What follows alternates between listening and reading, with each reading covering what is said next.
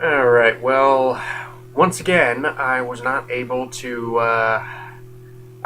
catch Vikings when it first aired. I had to watch it the following day, which brings me to right now. I just got done watching the episode, and in addition, I feel I keep using this phrase in a lot of my videos. I should preface this by saying that if I sound different, then that's because I ain't feeling too well. So if you see me hack up a lung, you'll know why. But this episode of Vikings, while also this kind of served two functions. A, it served to move things forward in the story very significantly. I mean, there were a lot of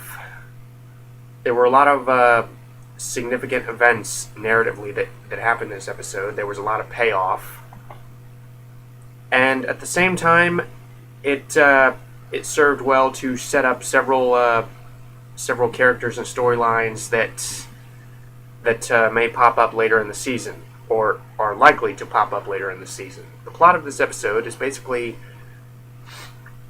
Ragnar, Rollo, and his remaining men are outnumbered by Jarl Borg, and they cannot win. And at the end of the last episode, Lagertha and Bjorn, Ragnar's ex-wife and son, came back with reinforcements. I mean, they had previously left him, obviously, and now they're back, and they're gonna help him take back his country.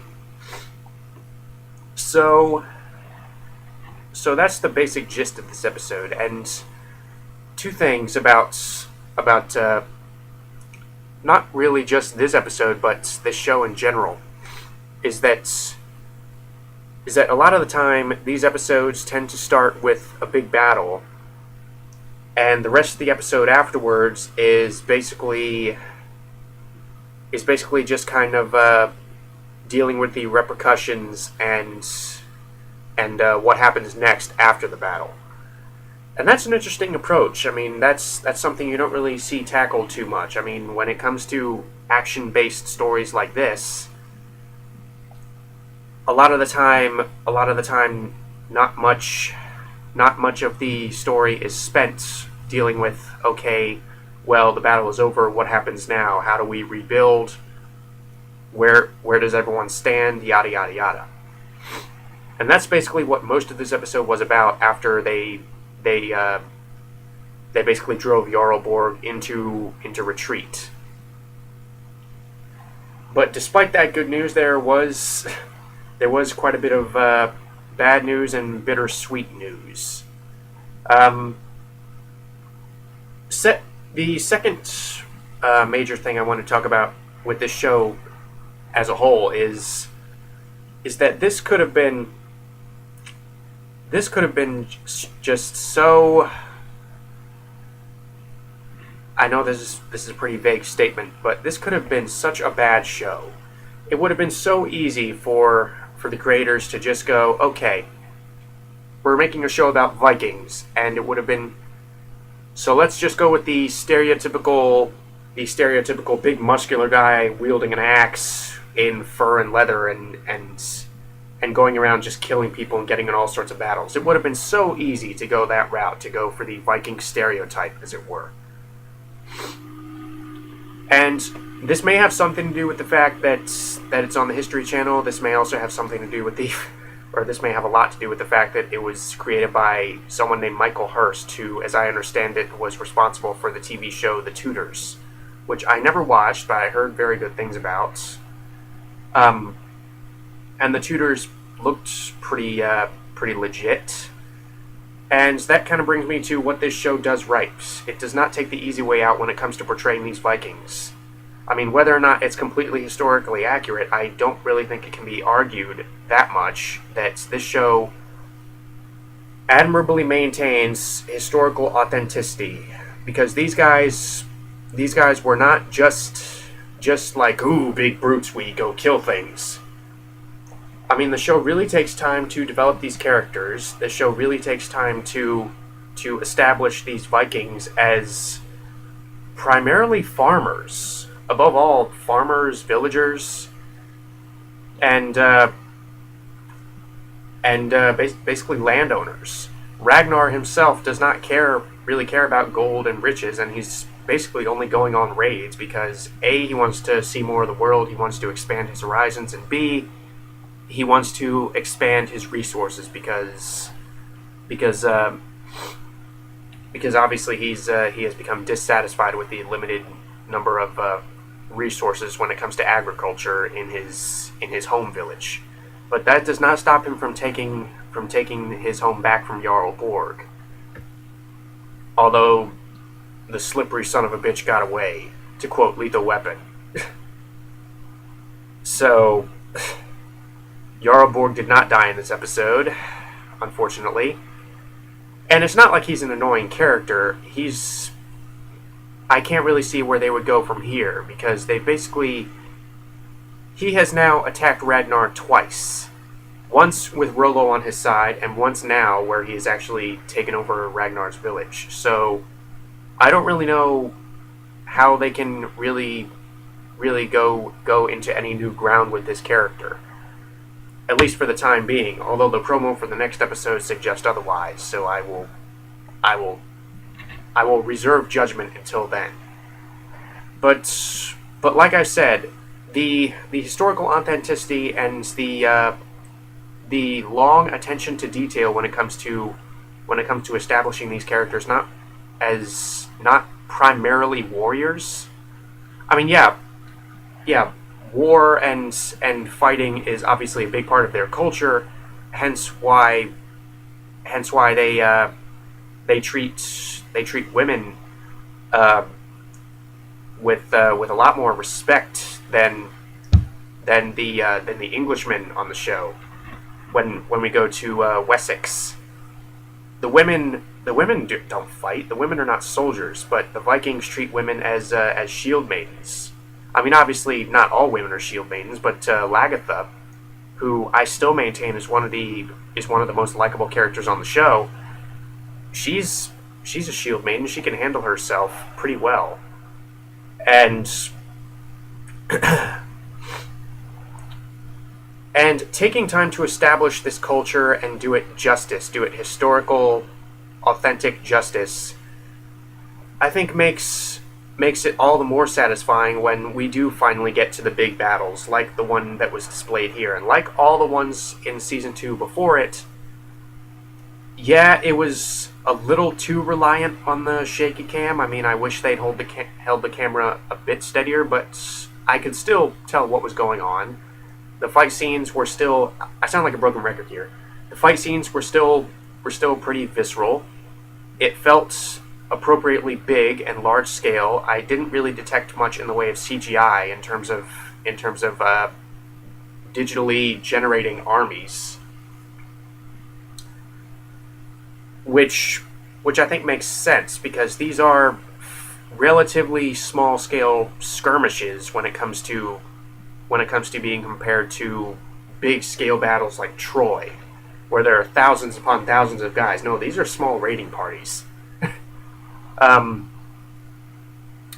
the fact that they did go through the trouble of getting this many extras, and I don't know if they choreograph these battles, but it seems, like I said, it seems pretty realistic the way that they're portraying these battles. So yeah, in terms of character, there was also a lot of advancement here. Lagertha and Bjorn coming back to the village was obviously a chance for these characters to get reacquainted with all the other characters.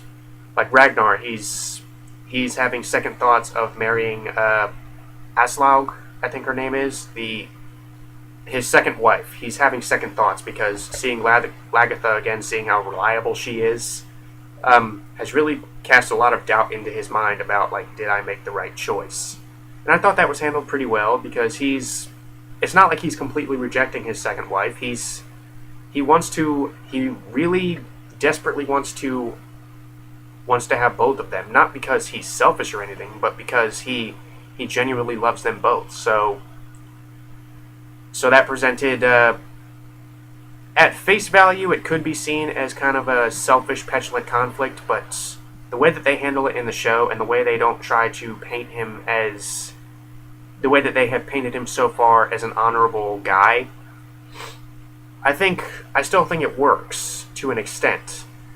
I mean, obviously, I don't really think it would have worked as well if they had went for the storybook approach, where it would have been like, oh yeah, we will both stay with you, Ragnar, because then we would have never seen the end of it. It's Lagertha who makes the tough decision and leaves. She leaves Bjorn with Ragnar because he's happy, and she goes back to her second husband. So once again, it's her making the tough decision, and she and everyone else around her has to live with it. So again, really, kudos to this show, and this may not be entirely their doing, because, like I said, this is based on real life history. So maybe they didn't have a choice in the matter of, like, Lagertha has to go. But the fact that they made it so interesting, I think is a real accomplishment. Bjorn bonding with Ragnar about how he finally gets to come raiding with him. Not officially, they're taking back their village, but how Bjorn really likes getting reacquainted with the Viking culture. I think they handled that subtly without going too in depth, because you don't want to get too caught up in that, because you risk completely forgetting about all the other characters on the show. King Egbert didn't really have a lot to do in this episode, but honestly, most of the time in England was spent with the priest, who once again is having doubts. I mean, he was crucified in the last episode, but King Egbert spared him, and subsequently took him in as kind of this pagan monk. I mean, this kind of pagan advisor, like, oh, priest, what do the pagans think about this matter? So the fact that King Egbert was able to show that bit of mercy, I think, casts a real shadow of doubt around the priest's mind. I keep forgetting his name. The George Blagden character. And yeah, it honestly is pretty credible as to how they're portraying it, because honestly, if you were a prisoner of war twice, then I think you would be in the same position that he's currently in right now. And they didn't give a definitive answer. They didn't rush it. So I'm fairly interested to see where this is going to go. But I like how he was kind of hallucinating that the Viking religion, about all the Norse gods and whatnot, and the blood sacrifices, he's kind of hallucinating them being mixed in with the traditional Christian practices, specifically during the Mass. So that was fairly entertaining. They took what could have been a boring storyline about how, oh, the priest is uncertain again, and actually complemented it with interesting edits, interesting visuals, and George Blagden basically had to convey a lot without showing much. So again, kudos to him. If there were any gripes I had about this episode, is that I don't think Rollo got enough to do. I think there should have been a little bit more of a question raised as to what happens between him and Ragnar now that he has helped Ragnar take back his home. I mean, are they all squared? Is Ragnar held in any higher regard amongst the villagers? Because toward the beginning of the season, they were practically spitting on him about how you were a traitor, you drew your sword against us, you killed your fellow warriors. So I would have liked to have gotten some indication as to whether or not he had redeemed himself in their eyes. But overall, this was a pretty good episode. It offered plenty of payoff, and at the same time, it provided plenty of It provided plenty of refreshing character interactions.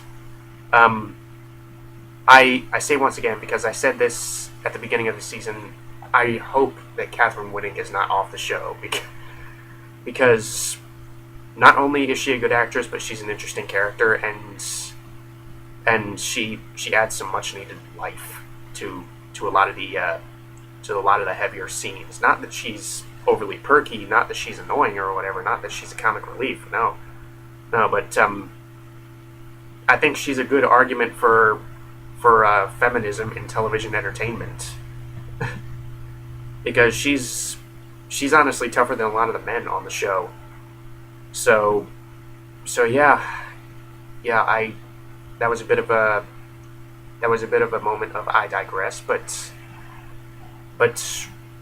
hey, I think I'm entitled to it once in a while.